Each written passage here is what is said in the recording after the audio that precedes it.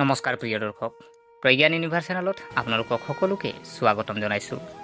আজি আমি 2025 চনৰ 17 নৱেম্বৰৰ পৰা 23 নৱেম্বৰৰ ভিতৰত বৃষ ৰাশিৰ বাবে হোৱা ডাঙৰ পৰিৱৰ্তন, গুৰুত্বপূৰ্ণ সুযোগ আৰু কিছুমান প্ৰত্যাহ্বানৰ বিষয়ে আলোচনা কৰিম। প্ৰিয় দৰ্শক, এই সপ্তাহত আপুনি আপোনাৰ জীৱনত বহুতো ইতিবাচক পৰিৱৰ্তন দেখিবলৈ পাব।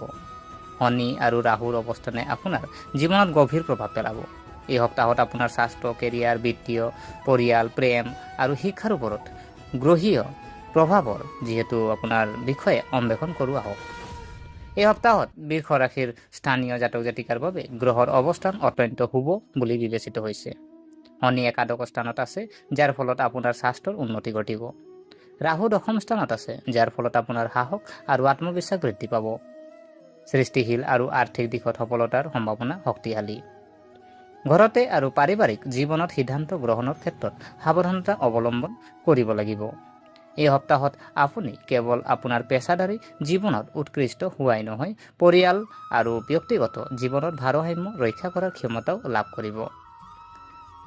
স্বাস্থ্যৰ দিশ যদি আমি চাওঁ, এই সপ্তাহ বৃষ ৰাশিৰ বাবে স্বাস্থ্যৰ মূল লক্ষ্য হ'ব একাদশ স্থানত শনিৰ উপস্থিতিয়ে আপোনাৰ ৰোগ প্ৰতিৰোধ ক্ষমতা বৃদ্ধি কৰিব আৰু আপোনাৰ শৰীৰক শক্তি প্ৰদান কৰিব। শাৰীৰিক স্বাস্থ্য আমি যদি চাওঁ, আপুনি মৃদু ভাগৰ বা দীৰ্ঘদিনীয়া বিষ অনুভৱ নকৰিব। নিয়মিত ব্যায়াম আৰু স্বাস্থ্যসন্মত খাদ্যই আপোনাৰ স্বাস্থ্যৰ উন্নতি সাধন কৰিব। মানসিক স্বাস্থ্য আমি যদি চাওঁ, ৰাহুৰ প্ৰভাৱে আপোনাৰ আত্মবিশ্বাস বৃদ্ধি কৰিব, মানসিক চাপ কমি যাব আৰু আপুনি ইতিবাচক মনোভাৱেৰে জীৱনৰ প্ৰত্যাহ্বানৰ সন্মুখীন হ'ব। সাৱধান হোৱা আপোনাৰ কিছুমান দৰকাৰ আছে, যেনে ধৰি লওক সপ্তাহৰ মাজভাগত অত্যধিক পৰিশ্ৰম বা গোটেই ৰাতিটো শুই থাকিলে মৃদু মূৰৰ বিষ বা টোপনিৰ অভাৱ হ'ব পাৰে। গতিকে নিয়মীয়া ৰুটিন বজাই ৰখাটো লাভজনক হ'ব। আপোনাৰ যোগ আৰু ধ্যান আপোনাৰ দৈনন্দিন জীৱনত অন্তৰ্ভুক্ত কৰক। সতেজ ফল মূল আৰু শাক পাচলি খোৱাৰ পৰিমাণ বৃদ্ধি কৰক। মানসিক চাপ কম কৰিবলৈ গভীৰ উশাহ লোৱাৰ অভ্যাস কৰক। কেৰিয়াৰ আৰু পেছা যদি চাওঁ, বৃষ ৰাশিৰ জাতক জাতিকাৰ বাবে এই সপ্তাহ তেওঁলোকৰ কেৰিয়াৰত প্ৰচণ্ড বৃদ্ধি দেখিবলৈ পাব। দশম স্থানত ৰাহুৰ স্থানে আপোনাৰ সিদ্ধান্ত গ্ৰহণৰ ক্ষমতা আৰু সাহস বৃদ্ধি কৰিব। নতুন দায়িত্ব, এইবাৰ কৰ্মক্ষেত্ৰত নতুন প্ৰত্যাহ্বান সন্মুখীন হ'ব পাৰে, যিবোৰ আপুনি নিজৰ আত্মবিশ্বাস আৰু দক্ষতাৰে সহজেই অতিক্ৰম কৰিবলৈ সক্ষম হ'ব। সৃষ্টিশীল পদক্ষেপ যদি চাওঁ, যদি আপুনি কোনো সৃষ্টিশীল প্ৰকল্প বা কামত কাম কৰি আছে, তেন্তে এই সপ্তাহত ইয়াৰ ইতিবাচক ফলাফল পোৱাৰ সম্ভাৱনা আছে। গোটৰ কাম যদি চাওঁ, কৰ্মক্ষেত্ৰত সহকৰ্মীসকলৰ সৈতে সমন্বয় বজাই ৰখাটো অতি প্ৰয়োজনীয় হ'ব। যিকোনো বিবাদৰ ক্ষেত্ৰত খৰখেদাকৈ প্ৰতিক্ৰিয়া প্ৰকাশ কৰাটো পৰিহাৰ কৰক। পদোন্নতি আৰু স্বীকৃতি যদি চাওঁ, যিসকলে দীৰ্ঘদিন ধৰি কঠোৰ পৰিশ্ৰম কৰি আহিছে, তেওঁলোকে এই সপ্তাহত কৰা প্ৰচেষ্টাৰ বাবে শলাগ ল'ব পাৰে আৰু কিছুমান ক্ষেত্ৰত পদোন্নতি সম্ভৱ হ'ব পাৰে। কেৰিয়াৰৰ প্ৰতিকাৰ আপুনি যদি কৰিব বিচাৰিছে, দৈনন্দিন 21 বাৰ আপুনি ওম মহালক্ষ্মী নমঃ জপ কৰিলে আপোনাৰ পেছাদাৰী সফলতা বৃদ্ধি পাব। গুৰুত্বপূৰ্ণ সিদ্ধান্ত লওঁতে আধ্যাত্মিক ধ্যান আৰু মন্ত্ৰৰ ওপৰত নিৰ্ভৰ কৰক। আৰ্থিক পৰিস্থিতি বা আমি বিত্ত আৰু সম্পদৰ যদি কথা কওঁ, এই সপ্তাহত আপোনাৰ আৰ্থিক জীৱনত স্থিতিশীলতা আৰু উন্নতি দেখা যাব। আয় বৃদ্ধি, ৰাহুৰ প্ৰভাৱৰ বাবে নতুন উৎসৰ পৰা আয় লাভ কৰাৰ সম্ভাৱনা থাকে। এইটো নতুন প্ৰকল্প, অংশীদাৰিত্ব বা ফ্ৰিলান্স কামৰ পৰা হ'ব পাৰে। ব্যয় নিয়ন্ত্ৰণ, খৰচত সংযম ৰাখক। অপ্ৰয়োজনীয় খৰচ বা বস্তুগত আনন্দত অত্যধিক বিনিয়োগ পৰিহাৰ কৰক। নিৰাপদ আপুনি বিনিয়োগ, যেনে ধৰি লওক আপোনাৰ যদি আপুনি কোনো বিনিয়োগ বা বেংকিং ব্যৱসায়ৰ সৈতে জড়িত, তেন্তে সপ্তাহৰ মাজভাগত সাৱধানতা অৱলম্বন কৰক আৰু সতৰ্কতাৰে বিবেচনা কৰাৰ পিছতহে গুৰুত্বপূৰ্ণ বিনিয়োগ কৰক। সংকট প্ৰতিৰোধক যদি আমি চাওঁ, যিকোনো পুৰণি ঋণ বা পৰিশোধ সময়মতে পৰিশোধ কৰিলে আপোনাৰ আৰ্থিক মানসিক চাপ হ্ৰাস পাব। বিত্তীয় সমাধান যদি চাওঁ, আপোনাৰ ঘৰত টকাৰ লগত জড়িত ঠাইত এটা ম্লান বন্তি জ্বলাওক আৰু লক্ষ্মী দেৱীৰ স্মৰণ কৰি নিতৌ ওম মহালক্ষ্মী নমঃ জপ কৰক। প্ৰেম আৰু সম্পৰ্ক যদি আমি চাওঁ, এই সপ্তাহটো প্ৰেম আৰু ব্যক্তিগত সম্পৰ্কৰ ক্ষেত্ৰত মিশ্ৰিত হ'ব। অবিবাহিত জাতক জাতিকাৰ বাবে যদি আপুনি অবিবাহিত, তেন্তে এই সপ্তাহটো পুৰণি বন্ধুৰ সৈতে সংযোগ স্থাপনৰ বাবে ভাল সময় হ'ব। নতুন প্ৰেম সম্ভাৱনাৰ উন্মেষ ঘটিব পাৰে। সম্পৰ্কত আপোনাৰ কেনে হ'ব যদি চোৱা হয়, আপোনাৰ সংগীৰ সৈতে যোগাযোগ বজাই ৰাখক। আলোচনা নকৰাকৈ কোনো সিদ্ধান্ত বা পৰিকল্পনা নকৰিব।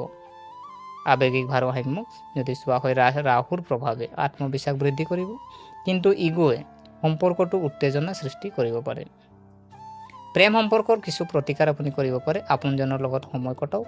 যিকোনো তৰ্কৰ সময়ত শান্ত আৰু সংযত হৈ থাকিব লাগিব। সম্পৰ্কত প্ৰেম আৰু বুজাবুজিৰ প্ৰসাৰ কৰা। পৰিয়াল আৰু ঘৰ, আমি এতিয়া চাওঁ যে পৰিয়াল আৰু ঘৰৰ বিষয়ে যদি চোৱা হয়, ঘৰ আৰু পৰিয়ালৰ বিষয়ত এই সপ্তাহত সাৱধানতা অৱলম্বন কৰাটো প্ৰয়োজনীয়। পৰিয়ালৰ সিদ্ধান্ত, ঘৰতে কোনো ধৰণৰ পৰিৱৰ্তন বা নতুন পৰিকল্পনা কৰাৰ আগতে পৰিয়ালৰ সকলো সদস্যৰ মতামত নিশ্চয় ল'ব। ইতিবাচক পৰিৱেশ যদি চাওঁ, ল'ৰা ছোৱালী বা বয়োজ্যেষ্ঠৰ লগত সময় কটালে পৰিয়ালৰ ভিতৰত মৰম আৰু সহযোগিতা বৃদ্ধি পাব। আপুনি পৰিয়ালৰ কোনো সদস্যৰ সৈতে বিবাদ হ'লে শান্ত আৰু ধৈৰ্যশীল আলোচনা বজাই ৰাখক। পাৰিবাৰিক প্ৰতিকাৰ আপুনি যদি বিচাৰে, তেতিয়া আপুনি পাৰিবাৰিক প্ৰতিকাৰৰ কাৰণে ঘৰতে এবিধ সেউজীয়া আপুনি গছ ৰোপণ কৰক। পিতৃ মাতৃ আৰু বয়োজ্যেষ্ঠসকলৰ আশীৰ্বাদ বিচাৰিব পাৰে। শিক্ষা আৰু এতিয়া আমি শিক্ষাৰ ক্ষেত্ৰত যদি আমি চাওঁ, এই সপ্তাহটো বৃষ ৰাশিৰ ছাত্ৰ ছাত্ৰীৰ বাবে অলপ প্ৰত্যাহ্বানজনক হ'ব পাৰে। অধ্যয়নৰ বাধা দেখা গৈছে। এই সপ্তাহত পিতৃ মাতৃ বা বয়োজ্যেষ্ঠসকলে আপোনাক পঢ়া শুনাৰ সন্দৰ্ভত বকাবকি কৰিব পাৰে, গালি গালাজ পাৰিব পাৰে।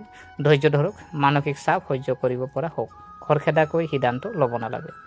আপোনাৰ আজৰি সময় ব্যৱহাৰ কৰক।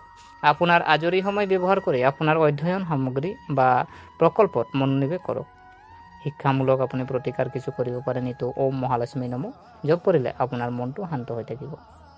পৰীক্ষা বা গুৰুত্বপূৰ্ণ কামৰ সময়ত ধ্যান আৰু যোগাসনৰ অভ্যাস কৰক। সাপ্তাহিক ৰাশিফলৰ আমি সাৰাংশ আমি যদি চাওঁ, স্বাস্থ্য উৎকৃষ্ট, সামান্য ভাগৰ বা টোপনিৰ অভাৱ সম্ভৱ। কেৰিয়াৰ যদি চোৱা হয়, নতুন দায়িত্ব, সৃষ্টিশীল কামত সফলতা, পদোন্নতিৰ সম্ভাৱনা। বিত্ত যদি চাওঁ, আয় বৃদ্ধি, প্ৰয়োজনীয় খৰচ ওপৰত নিয়ন্ত্ৰণ, নিৰাপদ বিনিয়োগ কৰা। আৰু প্ৰেমৰ দিশটো আমি যদি চাওঁ, আত্মবিশ্বাস বাঢ়িব, কিন্তু ইগোৱে মানসিক চাপৰ সৃষ্টি কৰিব পাৰে। পৰিয়াল যদি চোৱা হয়, সিদ্ধান্ত গ্ৰহণৰ ক্ষেত্ৰত সাৱধান হোৱাটো প্ৰয়োজনীয়। ইতিবাচক যোগাযোগ বজাই ৰাখিব লাগে। আৰু শিক্ষাৰ ক্ষেত্ৰত আমি যদি চাওঁ, পঢ়া শুনাত বাধা ধৈৰ্য ধৰিব আৰু সময়খিনি বুদ্ধিমানভাৱে ব্যৱহাৰ কৰক। প্ৰিয় দৰ্শক, বিশেষ প্ৰতিকাৰ আপুনি আৰু মন্ত্ৰ যদি আমি চাওঁ, মন্ত্ৰ আপুনি দৈনিক 21 বাৰ ওম মহালক্ষ্মী নমঃ আপুনি জপ কৰিব পাৰে। ধ্যান যদি চাওঁ, প্ৰতিদিনে পুৱা ধ্যান বা প্ৰণায়ামৰ অভ্যাস কৰক। ধন সম্পত্তি আৰু ঘৰত আপোনাৰ লক্ষ্মী দেৱীৰ ছবি এখন ৰাখি সেউজীয়া গছ গছনিৰ যত্ন লোৱা। ইতিবাচক কৰ্ম আপুনি কিছুমান কৰিব পাৰে। আটকজনক সহায় কৰা আৰু সদায় নৈতিক পথ অনুসৰণ কৰাটো লাভজনক হ'ব। প্ৰিয় দৰ্শক, এই সপ্তাহত বৃষ ৰাশিৰ যিসকল আমাৰ জাতক জাতিকা আছে, বন্ধু বান্ধৱী আছে, আপোনালোকৰ কাৰণে নিজৰ আত্মবিশ্বাস আৰু সাহসেৰে প্ৰতিটো প্ৰত্যাহ্বানৰ সন্মুখীন হ'ব পাৰিব। কেৰিয়াৰ আৰু বিত্তীয় ক্ষেত্ৰত স্থিতিশীলতা আৰু বৃদ্ধি হ'ব। আনহাতে প্ৰেম আৰু পাৰিবাৰিক সম্পৰ্কত ভাৰসাম্য ৰক্ষা কৰাটো অতি প্ৰয়োজনীয় হ'ব। স্বাস্থ্যৰ উৎকৃষ্ট হৈ থাকিব আৰু মানসিক শান্তি লাভ কৰিব। মনত ৰাখিব, গ্ৰহৰ প্ৰভাৱো আমাৰ প্ৰচেষ্টা আৰু চিন্তাৰ ওপৰত নিৰ্ভৰ কৰে। এই সপ্তাহত আপুনি আপোনাৰ বুদ্ধিমত্তা, ধৈৰ্য আৰু আত্মবিশ্বাসৰ জৰিয়তে প্ৰতিটো ক্ষেত্ৰতে সফলতা লাভ কৰিব পাৰিব। প্ৰিয় দৰ্শক, গতিকে আশা কৰিছোঁ আপোনালোকে ভিডিঅ'টো চাই ভাল পালে। যদি এই ভিডিঅ' আপোনাক কিঞ্চিত মানুহ লাভান্বিত কৰিলে, তেনেহ'লে লাইক কৰিব। ভিডিঅ'টো আপোনালোকে যিমান পাৰে শ্বেয়াৰ কৰিব আৰু কমেণ্টত ওম মহালক্ষ্মী নমঃ আপোনালোকে কমেণ্টত মহালক্ষ্মী নমঃ আপোনালোকে কমেণ্ট আমাক কৰিব। আৰু আমাৰ চেনেলটো যদিহে ছাবস্ক্ৰাইব কৰা নাই, অনুগ্ৰহ কৰি ছাবস্ক্ৰাইব কৰি আমাক উৎসাহিত কৰিব বুলি আশা থাকিলে। পুনৰ লগ পোৱাৰ প্ৰতিশ্ৰুতিৰে আজিলৈ আমি বিদায় মাগিলোঁ। ধন্যবাদ।